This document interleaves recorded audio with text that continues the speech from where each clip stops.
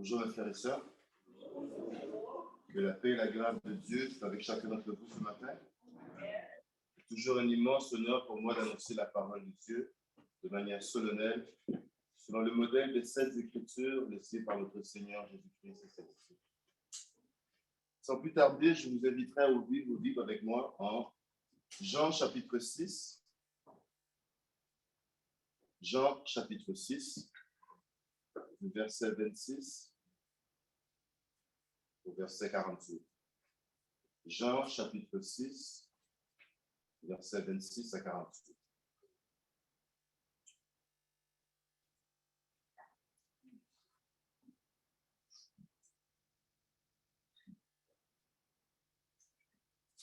Jésus leur répondit, en vérité, je vous le dis, vous me cherchez non parce que vous avez vu des miracles, mais parce que vous avez mangé des pains et que vous avez été rassasiés.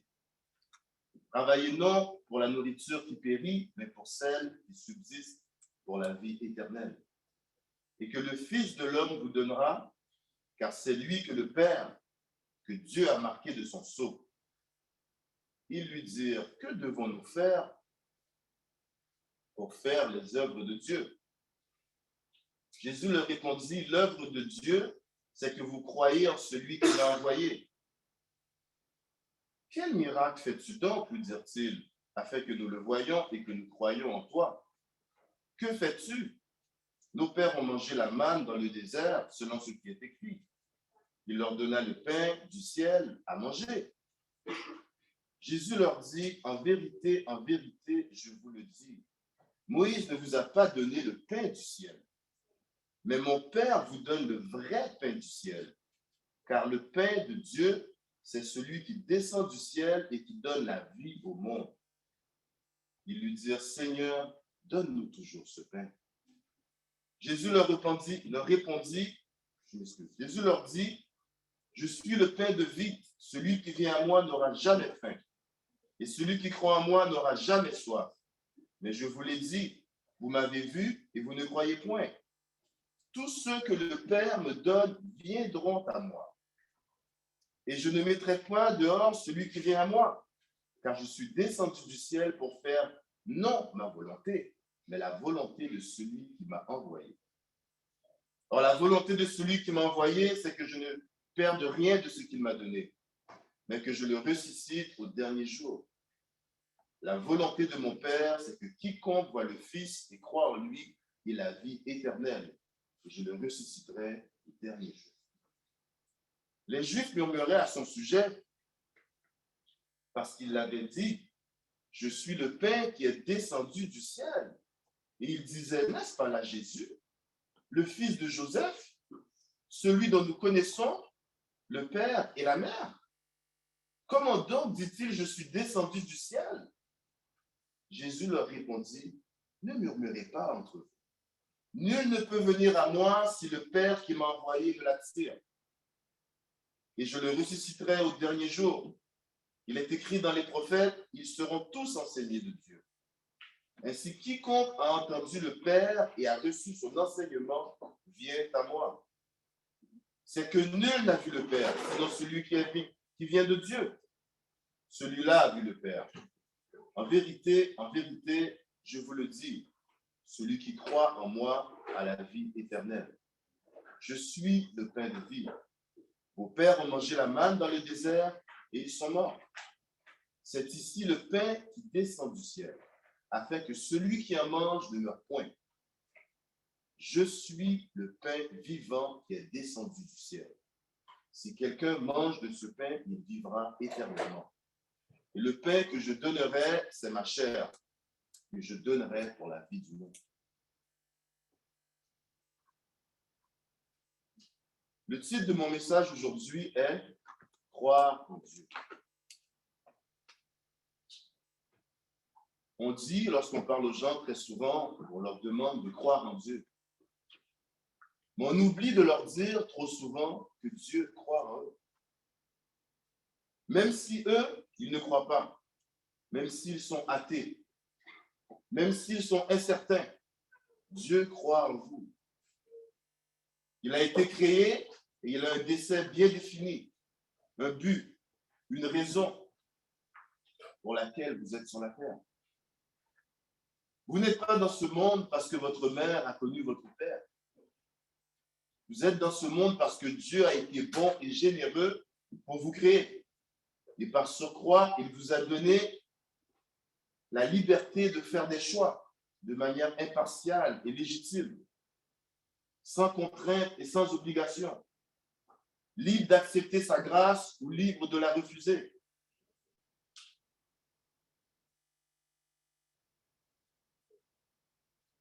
Dans ces temps incertains, aujourd'hui, c'est le moment pour vous de faire le bon choix. Et si vous ignorez cet appel, eh bien, vous avez fait le mauvais choix. Certes, vous pouvez ignorer l'appel de Dieu, mais vous ne pourrez pas ignorer le jugement. Ce jugement est pour tous, même pour Satan, qui devra payer pour ses actions. Alors vous aurez beau vous tenir à distance, boucher vos oreilles, détourner votre attention ou votre regard pour quelque chose de plus intéressant. Mais rappelez-vous qu'il est le créateur du ciel et de la terre et de tout ce qui s'y trouve. Ils sont des cœurs, ils sont des pensées de chaque homme. Il sait, il connaît, il voit et il entend toutes choses. S'il vous plaît, accompagnez-moi dans une courte prière. Père Céleste et Tout-Puissant, nous nous approchons de toi ce matin humblement, comme étant des enfants, Père Céleste. Nous savons que nous sommes pécheurs. Nous avons péché devant ta face. Nous savons, Seigneur, que nous ne méritons pas ce sacrifice que tu as engendré pour nous, Père Céleste. Et nous te demandons, Seigneur, de nous pardonner de nos péchés, de nous accepter, Seigneur, dans ta bergerie, pour que nous devions tes enfants légitimes, Père Céleste.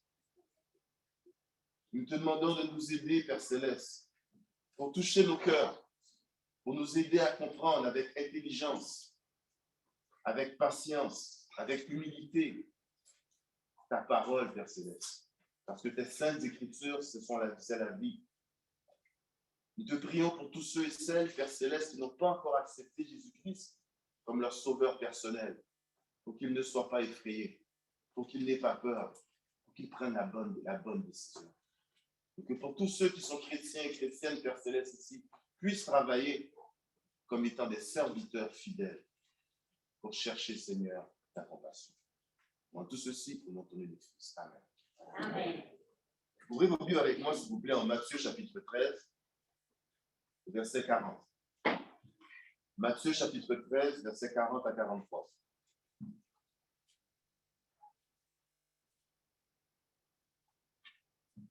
Matthieu chapitre 13, verset 40 à 43.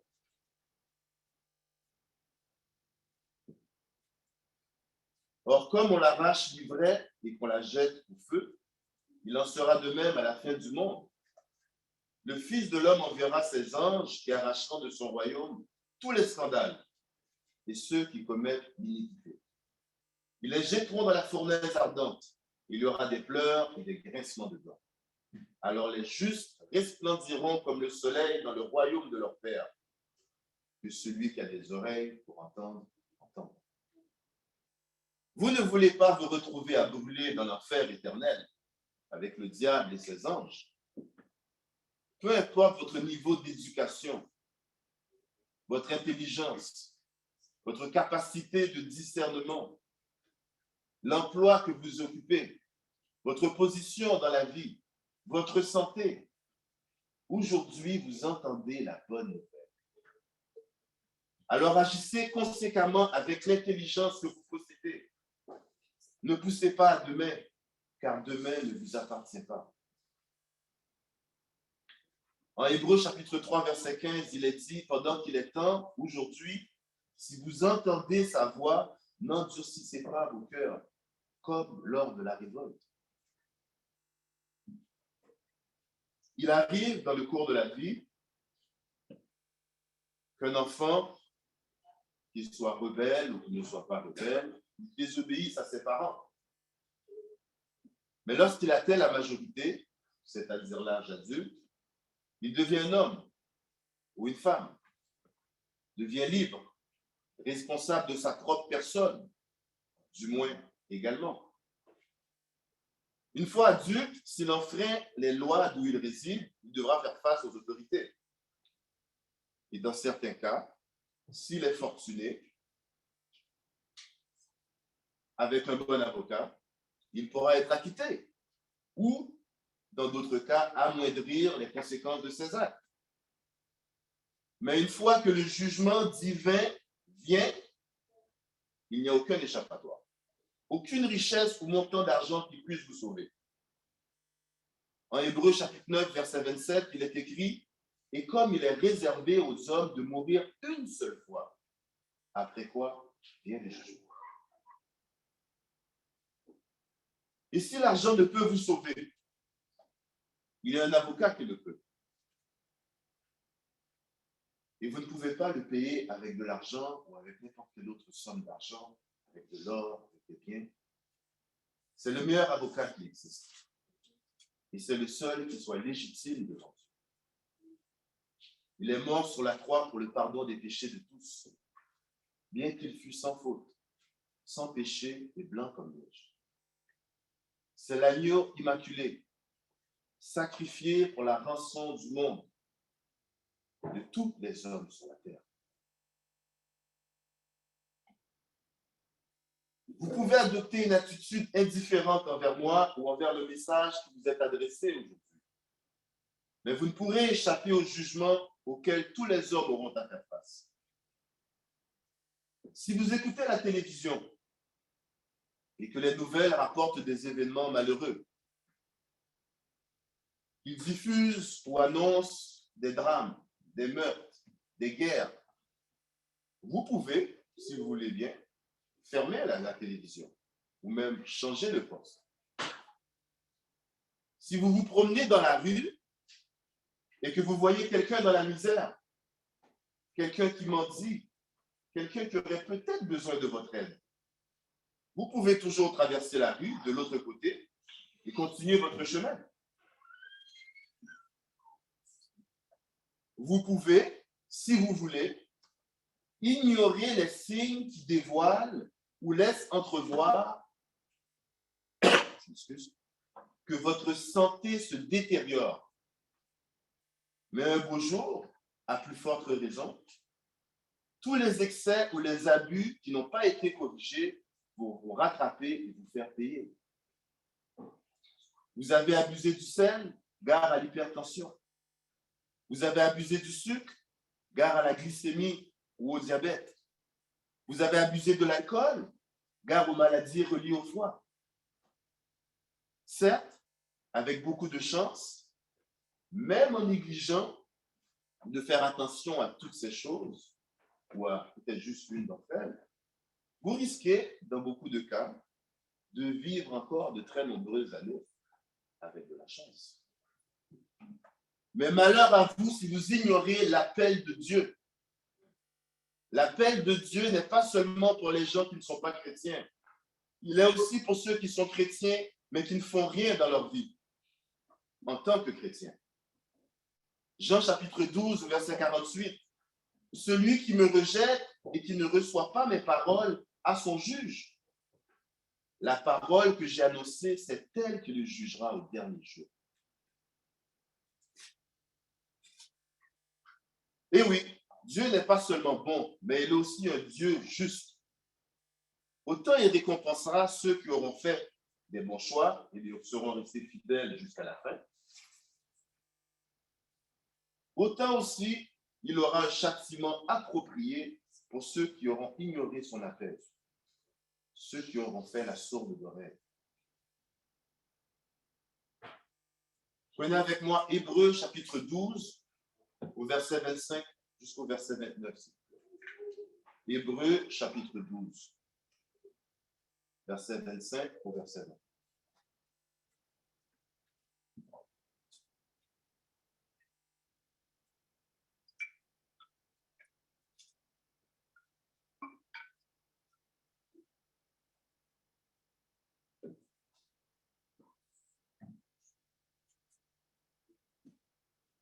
Hébreux, chapitre 12, verset 25 au verset 29.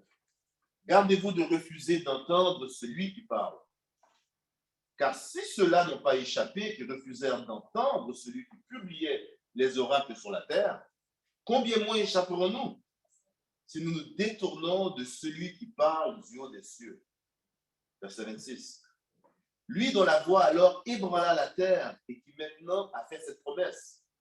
Une fois encore, j'ébranlerai non seulement la terre, mais aussi le ciel. Ces mots, une fois encore, indiquent le changement des choses ébranlées, comme étant faites pour un temps, afin que les choses inébranlables subsistent. C'est pourquoi, recevant un royaume inébranlable, montrons notre reconnaissance en rendant à Dieu un culte qui nous soit agréable, avec piété, avec crainte, car notre Dieu est aussi un feu dévorant.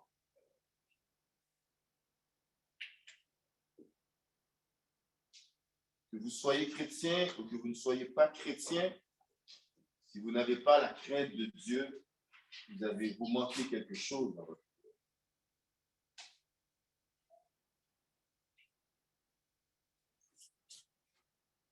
En Jean 3, chapitre 16, la lecture que notre frère nous a fait aujourd'hui à partir du verset 14, je lirai à partir du verset 16, car Dieu a tant aimé le monde qu'il a donné son Fils unique, afin que quiconque croit en lui ne périsse point, mais qu'il ait la vie éternelle.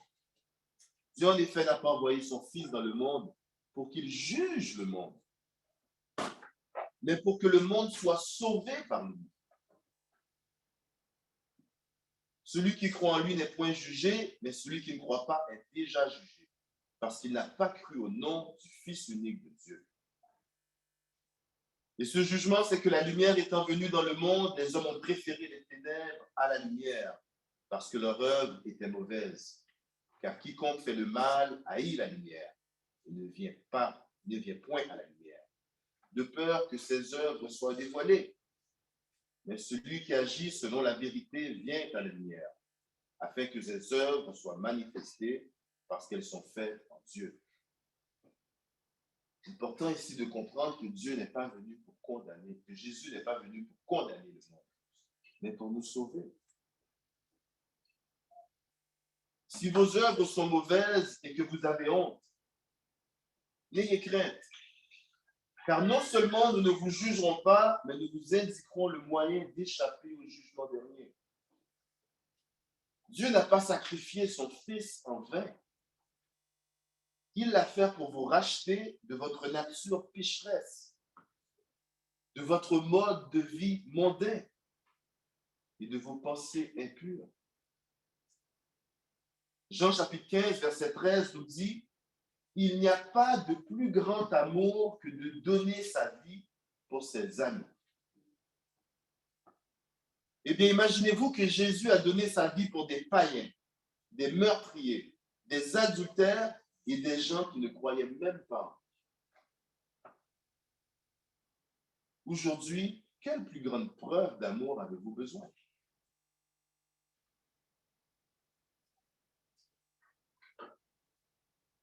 Croire que vous n'avez pas besoin de repentance est votre plus grande offense devant la face de Dieu. Croire que vous n'êtes pas un pécheur ou que votre vie est so-so ou pas si pire, c'est une défaillance devant votre Créateur. Essayer de vous comparer avec un tel ou un tel est une preuve d'ignorance, car seul Dieu connaît la nature de chaque homme, ses réelles pensées, son parcours et toutes les épreuves auxquelles il a dû passer et endurer.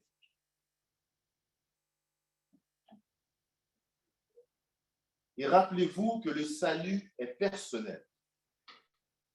En Romains chapitre 14, verset 12, il est dit « Ainsi chacun rendra compte à Dieu pour lui-même. » Chacun rendra compte à Dieu pour lui-même. Et en Romains chapitre 10, verset 9 à 11, il est dit « Si tu confesses de ta bouche le Seigneur Jésus, et si tu crois dans ton cœur que Dieu l'a ressuscité des morts, tu seras sauvé. Car c'est en croyant du cœur qu'on parvient à la justice. Et c'est en confessant de la bouche qu'on parvient au salut. Selon ce que dit l'Écriture, quiconque croit en lui ne sera point confus.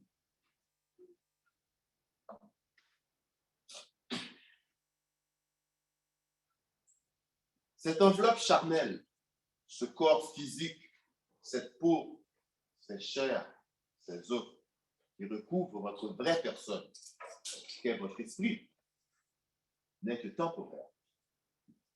Un jour, vous paraîtrez en jugement avec toutes vos œuvres, faites au grand jour ou faites dans les ténèbres.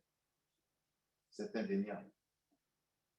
Votre rang social, vos habits, vos richesses ne vous distingueront plus des autres hommes. Lorsque la trompette sonnera, vous aurez beau boucher vos oreilles, mais tout votre corps retentira et vibrera. Et vous n'aurez d'autre choix que de contempler le Seigneur dans toute sa gloire.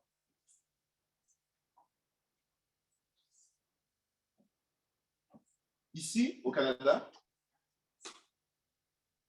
si par exemple vous tombez malade,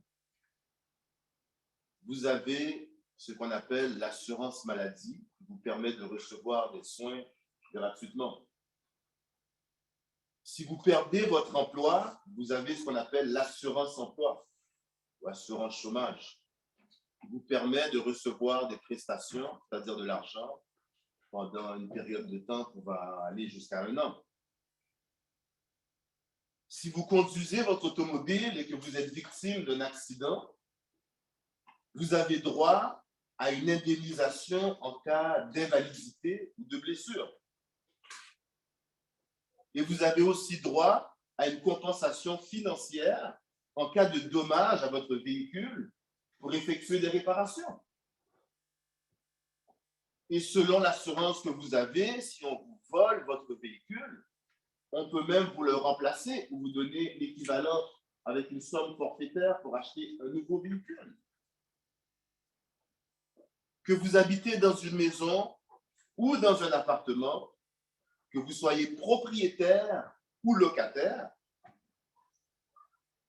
si vous avez une assurance pour votre maison, si votre maison est victime de feu, vous avez droit à des compensations. Si vous êtes victime de vol, de vandalisme, d'une tornade ou même d'une inondation, vous avez droit à être compensé. Si au travail, vous êtes victime d'un accident, vous avez ce qu'on appelle la CSST, la Commission de la Santé et Sécurité du Travail, qui maintenant porte un autre nom qui m'échappe, mais vous avez droit à recevoir de l'argent pour toute la période de temps où vous êtes incapable de travailler pour cause de blessures. Ce sont toutes les choses que nous bénéficions ici au Canada. Maintenant, ma question est, qui vous compensera après la mort si vous n'êtes pas en Christ? Hein? Qui vous compensera? Votre assurance vie? Non, impossible. Car les bénéficiaires d'une assurance vie sont ceux qui sont encore en vie. C'est-à-dire soit la famille ou les proches du défunt, ou toute personne qui avait été désignée comme bénéficiaire dans le testament de la personne décédée. Et malheureusement, la personne décédée, sans avoir accepté Jésus-Christ comme sauveur personnel, est laissée à elle-même. Seul Jésus-Christ est votre assurance après la mort. Seul Jésus-Christ est votre avocat au dernier jour. Seul le sang de Jésus-Christ peut vous laver de vos péchés. Ne doutez plus. Ne soyez plus dans la crainte. L'appel est pour vous. La délivrance vous attend. Acceptez la repentance et vous n'aurez plus à porter ce fardeau si lourd qui pèse sur vos épaules. Si vous êtes craintif, hésitant, insécure, troublé de quelque manière que ce soit, le meilleur conseil que je puisse vous donner, c'est faites preuve d'humilité devant la grandeur et la bonté du Créateur. 1 Pierre chapitre 5, versets 6 et 7. Humiliez-vous donc sous la puissante main de Dieu afin qu'il vous élève au temps convenable. Et déchargez-vous sur lui de tous vos soucis, car lui-même prend soin de vous. Et vous, mes frères et sœurs en Christ, vous êtes des missionnaires, car votre mission est d'aller chercher les âmes perdues. Vous êtes le sel de la terre qui doit s'éparpiller dans le monde entier pour relever sa saveur. Vous êtes, ou vous devez être, des modèles en parole comme en action. En Luc chapitre 15, verset 10, il est dit, de même, je vous le dis, il y a de la joie devant les anges de Dieu pour un seul pécheur qui se repent.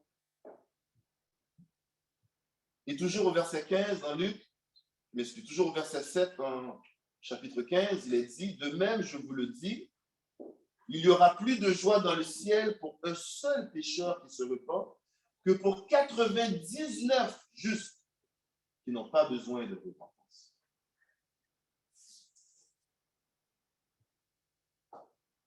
L'évangélisation n'est pas seulement le travail du prédicateur, des diacres ou de certains membres exclusifs. L'évangélisation, c'est le travail de tous ceux qui ont entendu la bonne nouvelle et qui ont accepté Jésus-Christ comme sauveur personnel. Et si vous n'annoncez pas l'évangile avec votre bouche, avec votre action, avec vos actions, je m'excuse, et avec la manière dont vous menez votre vie, vous êtes comme un grain de sel sans saveur. Et en Matthieu chapitre 5, verset 13, nous dit, mais si le sel perd sa saveur, avec quoi la rendra-t-on? Il ne sert plus qu'à être jeté dehors et foulé aux pieds par les hommes. Si vous n'avez pas encore décidé de donner votre vie à Dieu et faire partie de sa grande famille, il est grand temps pour vous de faire ce pas en avant.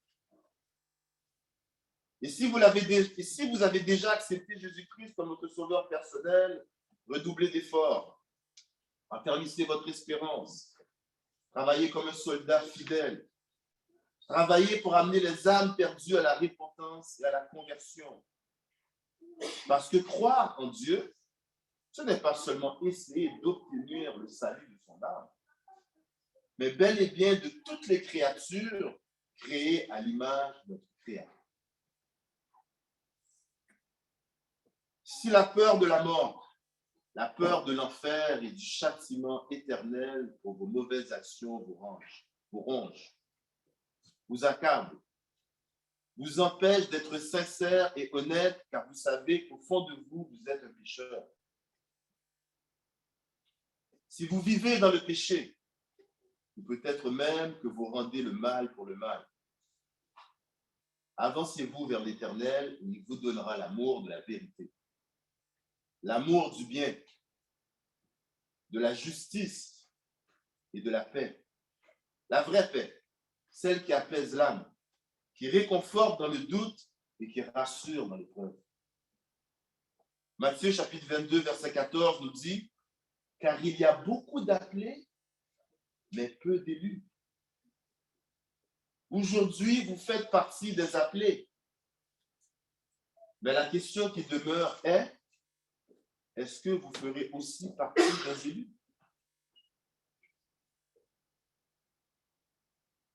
En Matthieu chapitre 13, versets 49 et 50, il est dit, il en sera de même à la fin du monde. Les anges viendront séparer les méchants avec les justes et ils les jetteront dans la fournaise ardente. Il y aura des pleurs et des grincements de dents. Donc, oui, il y aura les justes et les méchants. Les justes, les sauvés, les gens miséricordieux, et de l'autre côté, les méchants, les condamnés, les gens du monde. Il n'y aura pas de statu quo, d'exception, de favoritisme ou de discrimination de quelque sorte. Vous ne pouvez pas être dans la bergerie et en même temps à l'extérieur de la bergerie.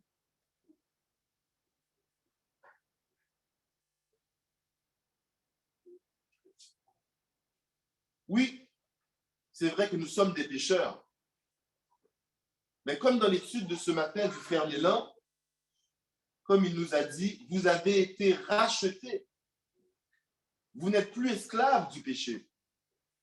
C'est pourquoi il y a une différence entre être pécheur repenti qui combat et lutte contre ses faiblesses et ses manquements, comparativement à quelqu'un qui vit dans le péché, qui commet l'iniquité, qui pratique et fait le mal sans scrupule et sans remords.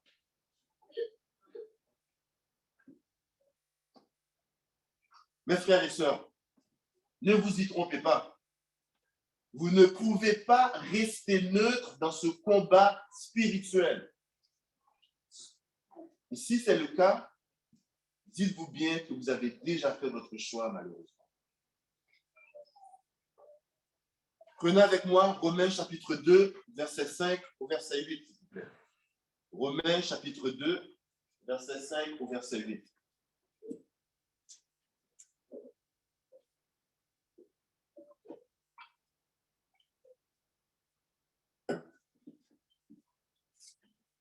Romains chapitre 2, verset 5 au verset 8. Mais par ton endurcissement et par ton cœur impénitent, tu t'amasses un trésor de colère pour le jour de la colère et de la manifestation du juste jugement de Dieu, qui rendra à chacun selon ses œuvres, réservant la vie éternelle à ceux qui, par la persévérance à bien faire, cherchent l'honneur, la gloire et l'immortalité.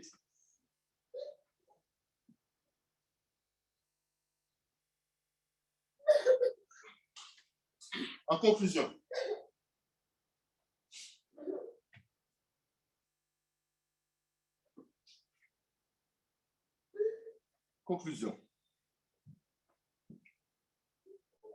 regardez autour de vous et constatez toutes les merveilles que Dieu a créées. Toutes les choses dont il est l'ingénieur, l'architecte, le concepteur. Observez la nature, les saisons qui se succèdent et s'entremêlent l'une à la suite de l'autre. Les oiseaux qui chantent, le soleil qui se lève et qui se couche. Apprenez sur la complexité du corps humain, qui après toutes ces années demeure encore partiellement un mystère pour la science et la médecine. Pourriez-vous imaginer une seule seconde que l'être ultime qui a créé tout ça pourrait être le fruit du hasard? Pourriez-vous même oser déclarer en toute bonne conscience que l'être divin derrière toutes ces merveilles n'a pas un plan bien défini pour l'être qu'il a créé à son image, l'homme? Si vous êtes encore hésitant, sceptique ou incertain, je ne sais pas quelle manifestation physique ou spirituelle de plus vous avez besoin pour vous décider. Rappelez-vous seulement que demain ne vous appartient pas. Demain appartient au Créateur.